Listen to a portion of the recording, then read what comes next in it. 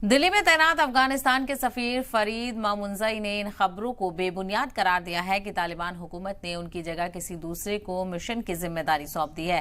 Afghan media ने दावा किया था कि तालिबान हुकूमत ने अफगान सिफारती मिशन के लिए मोहम्मद कादिर शाह को नामजद किया है। अफगान सफीर का कहना है कि आलमी बिरादरी ने अभी तक तालिबान हुकूमत को तस्लीम नहीं किया है। We categorically rejected the claims from Taliban that they have appointed Sharjah affair at the mission.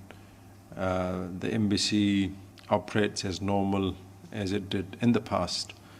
There has been an individual working at our mission who defected to Taliban, sadly, and who pledged allegiance to the Taliban movement.